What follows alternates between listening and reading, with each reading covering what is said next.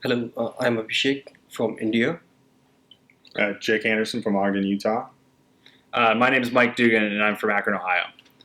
So the three of us we just got back from a TEM lab experience in Mandalay, Myanmar. We were working alongside Winrock International with a USAID project helping a small to medium-sized company called Snacks Mandalay. Excuse me. Originally, when we got there, the company had been growing rapidly, and they specialized in spice processing, particularly ginger, for export. And by the time we had reached there, they had originally said they wanted a full strategic roadmap to help out, with their expanding business. But when we got there, the focus had kind of, refined itself to post-production, um, business stuff like marketing and things like that, as well as it kind of shifted within the markets as well. Instead of being, export oriented, they wanted to shift more towards domestic. So, the project was really interesting and, started one way, and when we got there, it shifted, which added a little extra. So right from day one, you're kind of living this dynamic emerging market consulting experience. Okay, really good. So to provide a little bit more context to this company, more or less, what type of size company are we looking at here? So they classify as a small to medium enterprise, and for 2018, they were projected at having about $1 million US in revenues. Okay, and then put that into context for Myanmar. Where would that place them in terms of kind of the spectrum of company size? I say they probably border more on the medium size for their industry. Yeah, and to put it in context, they're only a year or so old, so they're growing rapidly. But the market leader in their market, it's going to be quite a bit bigger. They have 80% of the market, and they're going to be quite a bit bigger. But they're closing that gap. So okay, so within this refined scope, succinctly, Jake, what were you there to do? Once you got a real sense for what the refined scope looked like, help the audience understand what it is that you were asked to do. Yeah. So going into this project, like Mike explained, it was very broad. They wanted, in their value chain, they wanted help at every level. And once we got there, we found out they had really developed the operations and the process, and it was top level.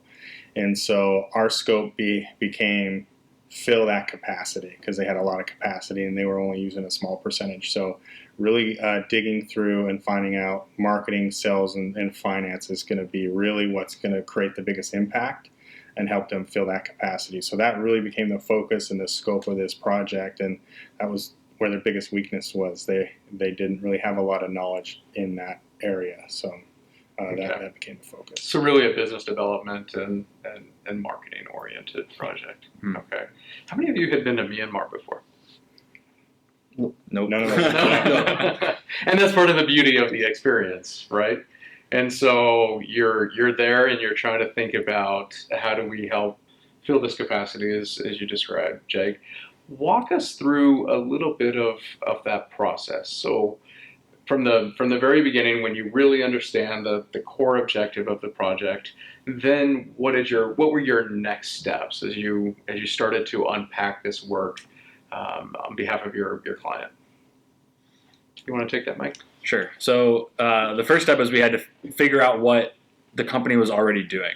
So this is called the discovery phase, and it's a lot of questions. We kept going back and forth between talking to the CEO of the company, Dr. Pugh, and some of his the managers that he had hired in the last couple months to really understand, how they operate, what marketing efforts they've already undertook, other things like deals in their pipeline for trying to get their products out there, and stuff like that.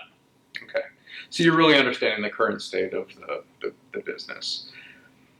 You spent a good deal of time also getting a feel for the ideal state of this business and really trying to understand the expectations, the dreams, the aspirations of your client. How would you describe those aspirations? Where did your client want to see the business in a couple years' time? So right now, the 80% of the revenue for the snacks Mandalay is from overseas. So the ideal state what the client is expecting and what was our recommendation is to have 80% local revenues from local market and 20% from the overseas, and to eliminate as much as bottleneckness they have in the process of producing the spices. Okay. So So you have a scenario where the ideal state now differs a little bit from what you're starting to unpack and uncover in the current state. So Jake, what were some of the gaps that started to really rise to the surface? Yeah, and it took a little time to really dig through and find out what the core of it was. But essentially, we found out that it's put a lot of money into the process and machines to make it the highest quality, and the price that customers were willing to pay was lower than what they were actually charging. So there's this gap because they haven't done much marketing and they haven't done brand building. So their story wasn't known, their brand wasn't known, and so essentially a big part of the project, a big gap, to get to the ideal state was brand awareness, letting people know the story, why they're paying more, and kind of bridge that gap. And so that became one of the big gaps. And sales channels. I think it's important to build the machine. You can do marketing to really pull the sales through those channels, but they didn't really know how to create these sales channels in an efficient way. And so that can become counterproductive because you're chasing all these different opportunities, and there can be, like we discussed, some diminishing returns. So building the machine, the sales channels, be efficient, and then really pushing sales through the brand building is something that they didn't have a lot of knowledge on, and it became apparent that was a big gap for them to fill capacity. Now this is really interesting because more commonly for companies at this stage in their growth cycle, they would tend to underprice. They would tend to leave money on the table as opposed to overprice. And the rationale being the fear of losing a customer, or the fear of not being able to obtain customers. And so sometimes they're overly aggressive on the pricing and leave money on the table. This was the opposite case. So as you were talking to your client, how did they come about their pricing? And what can you share with us about why they might have acted very differently from a pattern we might have come to predict or expect? Well, so their pricing was it was directly stemming from their capabilities as a processor. So, I mean, the business itself is pretty much just it's value adding from raw goods coming from the farms. So they take ginger and turmeric and chilies, and they dry them out and grind them up to sell as powders for the consumers to use in their homes or for restaurants and whatnot. But up until this point, before Snacks Mandalay existed, no one could really do it on a high quality level. So when he started to bring the product to the consumers, his mind was, I'm a premium product, I'm high quality. And so he understood that those type of products can command higher prices in the marketplace than just your standard chili powder, which might include impurities or filler material to get the weight up. But the issue was they didn't understand what value the customers had to their product. So they knew that it's worth more than others, but they just kind of picked a price point, not based on the value created by their product, but more they picked the price so that they got a really nice margin. I think that was the biggest driver for the price, was what was that final margin that they would get on the product. Okay. And then to allow the audience to have a little bit more context here, who are the customers for these products? So they had two kind of different routes that they would go. The first was a B2B or a business-to-business transaction where they'd sell the powdered or dried goods to other companies for them to put into their consumer products, or they would package the powdered spices themselves under their own private label and sell it through their own store or at some local food shop. Okay. And really focusing on the high and middle income earners. So those people that have disposable income, they care more about quality. And so, that's going to be a lot better than focusing on the whole market. Okay, and then within their mix, one thing that you shared with me off camera was that sometimes they kind of intermix those two. Part of your job was to help them decouple the B2B channel from the B2C channel, and then to really emphasize various activities within each of those channels. So give us a feel for what are the percentages within the business right now, and then what value did bringing that separation, or did separating those channels bring to your client? So the big thing was like you said, the separation between B2B and B2C, and the fact that when you sell B2B, and is you are going to be more under your company name than the brand name that you are using. So if someone's trying to buy potato chips and they buy them from Frito-Lay's, they're not buying Lay's brand potato chips to put into their product. They're buying from Frito-Lay's and just using it unbranded. Dr. Pugh and Snacks Mandalay kind of combined the two, and so by separating them, we started to get them to focus and see how you have to act differently. For the most part, most of his opportunities come from the B2B sector, more so than B2C. And that's part of why he had so much international business, or most of his 80%, as Avi said, is internationally generated in terms versus domestically, that's solely because of the B2B. For B2C, he has one shop in Mandalay that sells exclusively the 3 Stars branded products, and that's where most of the B2C sales are. So now you've got these gaps on the table, and now you start to really dig into the analysis, and you're starting to think through some proposed solutions. What were some of those ideas that started to really rise to the top? In addition to really segmenting and getting a feel for what channel was the focus, what other types of ideas really started to rise to the foreground here? Yeah, so first of all, they were not focused on what customer segments they have to target. They were targeting everyone, but they are not making any effort on that side. They were just in communications with the distributors and wholesalers. That's why their price structure was not proper, and people were perceiving their products as highly priced products, not highly with high quality products, as in high quality products. So the first our recommendation was to make brand awareness about the quality of the products they are providing in the market. Yeah, and I think the big thing that came out was just these building blocks. A lot of these opportunities are great, but you have to have a foundation before you go.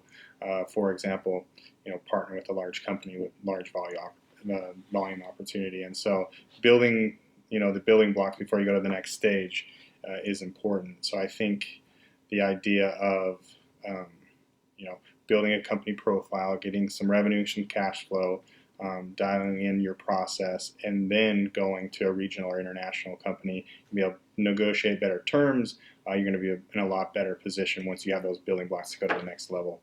And so that takes a lot of focus and discipline to follow that model.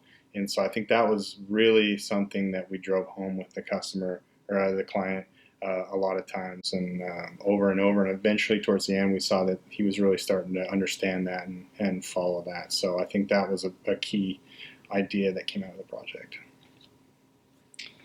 I think they kind of stole the 2 big ones there. Okay.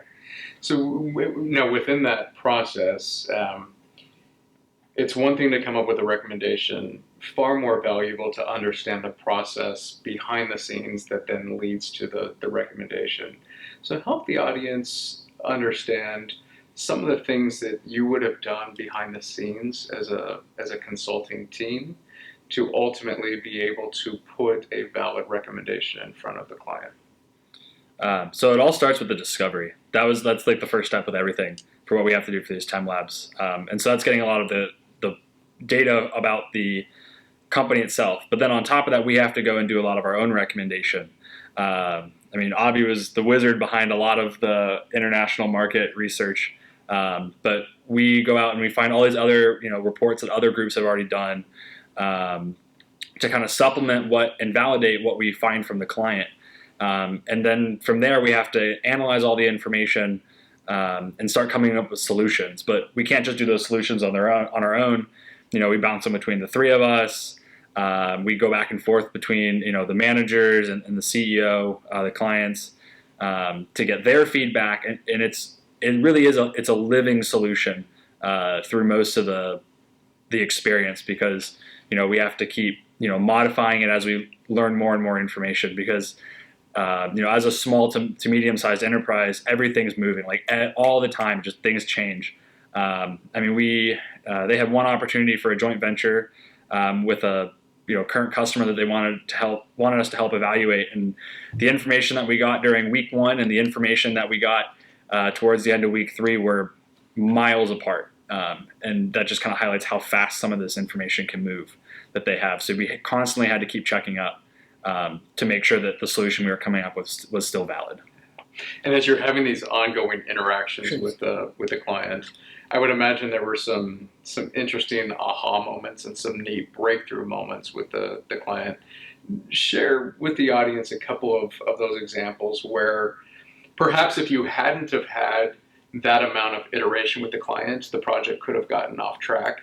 But because you had these checkpoints all along the way, and were essentially co-creating with the client, you were able to drive to a solution that was really, really meaningful to the client. But share with us a couple of examples of what those interactions looked like. So getting information from client was not easy, and the information he was giving us, the statics, they would keep on changing on every meeting. So one day we made an Excel sheet that what information and statistics all we need, and we handed over him our computer so that he can fill with his team in a comfortable environment and situation, and we all walked out from the room. After 30 minutes, client was with the all information in that Excel format. So we got most of our information on that day. So that was really helpful with him. And we made some market research. So, and from different websites and different sources, we come up with different data sources and statics. Then we showed these statics to the Dr. Few, and then we made a survey form and we gave him to translate into Burmese language so that they can go to the customers, because previously they have not done any surveys with the end consumers. They have done surveys only with the distributors and the wholesalers. So after showing them that information, he started giving us more information also.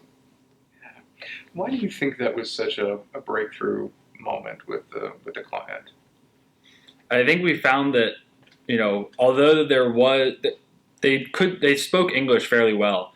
Dr. Pugh was fairly fluent, and all of his managers spoke a good amount of English as well. So we could have general conversations. But when it came to the business sides of things, we could ask a question 2 or 3 times, and it really wouldn't sink in until we realized that visuals and getting them to actually do things was the best way. I think that was the first experience that we had that really showed us that maybe just trying to use language wasn't going to be the most efficient route. And so the more we played with the visuals and experiences, the easier it was to get them to understand. I think the one example of the kind of the experience route versus a visual is they had a Facebook page, or to their understanding it was a Facebook page, but it turned out to actually be a Facebook location. So we kind of did a test with them and gave them a phone and said, "Here, can you find your Facebook page?" And it took 10 to 15 minutes to bring that page forward.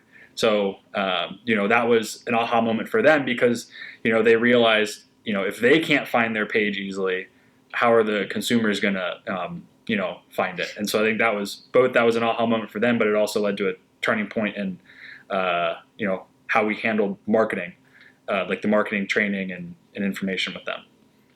And I think for him, and this is pretty normal, he had very tunnel vision, and he's very reactive. So if an opportunity came to him, he focused on that really well, and he would follow a lot of these different opportunities. And so for us, a big learning was sometimes when the client feels a big priority is maybe we can see the bigger picture, and we maybe have different priorities. So tactfully getting on the same page can be difficult. So I think a big aha moment was for him, and a breakthrough for him was over and over providing context to how to grow your company.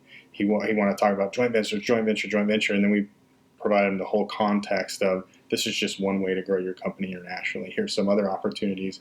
And towards the end, I feel throughout the process, he kept having more of an open mind, and got away from the tunnel vision, where he was able to look at some different opportunities and be more proactive than reactive, and principle-based decisions rather than just kind of getting emotional in the moment and I want to follow this decision. So more of an open mind was a big breakthrough for him, and that took a lot of conversations to see where he was at, and we were getting closer and closer, but and a lot of training, and finally we kind of got there, and that was pretty cool. And the second part, I mean, providing context is good in that situation, but it also helped us with adoption when we were able to say, here's the different parts and this is how they fit in as a whole. He was able to see that and jump on board a lot better when it came time for adoption. Yeah, that's fantastic. So let's go to that adoption phase. So now we move through the process, and you're standing and delivering to this CEO in Myanmar with, essentially this is his baby. What were the key things that you left with them, the key deliverables that you were able to not only share with them, but perhaps some of the resources that you were also able to develop to supplement those materials or supplement those recommendations so that they can have an ongoing effect? Yeah, so I mean, the basic recommendations was marketing, sales, and distribution, and finance, and it was kind of different on each section as far as, and we had that on our mind the whole time we were building to adoption. So everything we were doing along the way, we were thinking, okay, how can we create this adoption at the end? And so at the end, I think it built very nicely. But as far as sales, we focus on a growth plan where he focuses on the domestic market. Once you have a better company profile and grow the company, then go regionally, and then 5-year long-term go to these big developed markets, which takes a lot of time and money. But if you build it the right way and you have those building blocks, you'll do a lot better job and be able to grow. And so the recommendations were based off of that. Have a target market in mind and have a criteria of, okay, here's the income, here's the lifestyle, here's all these things that our target market has, and then focus on those states within Myanmar to get those customers. So that was kind of the recommendation on the sales side. Marketing was really focused on improving the easy things like the Facebook page, and then really building the brand and different techniques that they can do to build that brand. And then there was finance that Mike really focused on. Yeah, I think one of the cool things, and maybe Avi can speak on this some, was in Myanmar, Facebook is one of their key sources for information, and because of technology, it lets companies learn a lot more about their marketing. So one of the things we tried to help them with was come up with a plan to start implementing some digital marketing over the years. Yeah, and we developed an 18 months Facebook marketing cycle for them, with 4 stages of doing research on Facebook, making their Facebook page, developing content for next 6 months, then targeting the food bloggers, and then again repeating the process. So that was an exercise we did with them, and we recommend them to go for that timely. And the other thing that really stands out that you did is too often the temptation can be to either create this dependency or to simply tell the client what to do and then hope that they can do it well. And you all really took the time and effort to not only share recommendations, but to build resources and to teach those resources and leave those resources behind so that they not only know how to do it, but they can continue to improve their own approach going forward. And I think especially in that finance piece, you left behind some simulation tools to help them in that area, right? Yeah, finance was the big one, but we kind of left them all over the place. But yeah, like you said, we figured that out probably about halfway through, that this was something we're going to have to think about when we're building our final recommendations and deliverables for Snacks Mandalay. Being a small, medium-sized company, there's only so long that they can take advantage of US aid and Winrock's aid and things like that. And because they're high quality, they're probably going to push past this faster than some other companies would. So, we had to take that into consideration when we developed some of these frameworks for our recommendations, so that they could continue to use it, because they're not going to have this kind of aid forever. So with the finance, it's a private business, like it funds the family. And so, despite however open we felt he was being about, letting us kind of help him with the financials, he did keep it very close to his chest. And so we never ended up actually seeing the financials. So we decided to just make a template for him to fill out, as well as an Excel file for joint ventures or other, financial opportunities, so he can see whether or not it's going to be worthwhile. And like, we left him with comments and stuff, so he knows what's going on. But the thing that really, made us feel good about leaving these frameworks was how well he took to the framework. So after we gave him our last presentation, we, set aside some time to go through and clarify any details that we might have missed. And we actually spent most of the time helping him piece together another opportunity to show him how it fit within the recommendations that we had given him. He was so appreciative of the work that we had done, and how much we tried to help him learn and grow in his own decision making, that it seemed like he kind of felt, a little upset that this other opportunity that he'd kind of been working for the last few months didn't really seem to fit in with the recommendations and the strategy right away.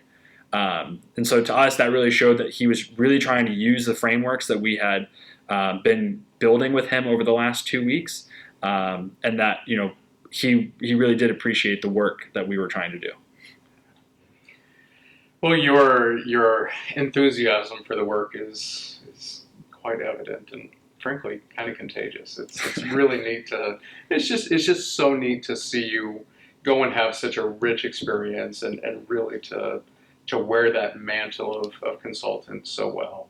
Let me close with this question. Love for each of you to be able to share with the audience something that you really hope that you contributed to this company or left behind in Myanmar, and then something that you would have taken away, something that you would have gained from the experience. Jake, why don't we start with you? Yeah. I think really what I felt like we left with them, from my perspective, is really a better window or a vision of what the next 5 years are going to look like, and the tools to really map out a direction through that and grow in the most efficient way. And so avoiding some of these pitfalls along the way. There's so many different things you can follow and grow, ways you can grow a company, but just providing this window of an understanding of what it's going to be like the next 5, 10 years, and those tools to map the way. And so, yeah, and I think they really got it, and they started getting excited about it, and they could understand it. And as far as kind of what I took away, was the big thing for me was the communication. We had an experience with their marketing director, Mia Su, and we sat down with her, and she had some questions, and I felt like we were just on fire. Like, we were explaining them really well, and I feel like logically it's all fitting together. And I feel like maybe in a different setting at school where people spoke better English, that it would be really good. But along the way, as we asked her questions, it was evident that she wasn't understanding most of it. And so I thought, man, we're doing so good. And so I think there's a difference between communication academically and actually applying that. We were checking a mark, like we were asking questions. We built a relationship first. Everything, Professor Javidan taught us, we're checking the list, but they're actually applying that as a different thing. So I think a learning process throughout this project was actually customizing this communication to her. And so we showed up the next week with much simpler training with visuals, and by the end of that, she really grasped it and understood. And so that was really the big takeaway for me, is communication takes a lot of effort, and the better you do that, the better impact as a consultant you can have. For what we kind of left behind, I'm going to go back to the frameworks again, like the way they make decisions. Dr. Pugh is a physician. He's got his doctorate, and then he went and got a master's in food processing technology in order to build his factory. And all of the managers that he brought are friends of his from physician school. So everyone that's running this company is very bright. They're very logical, but they didn't really have all of the business knowledge that they needed to grow the company quickly. They're all going about their own ways trying to gain that knowledge, but giving them this, not just looking at it as a deliverable or some advice on how to do Facebook. We left them the frameworks, and so that's one of the other tools that we gave them, is the ability to now make better decisions and start to make the connections as they continue to learn business knowledge and connect it to what we've been talking about these last couple of weeks. For myself, my personal takeaway is really expanding my comfort zone. This is the longest I've ever been abroad, and I think it was the most comfortable I've ever felt abroad. The hospitality of the entire country was infectious. They smile a lot.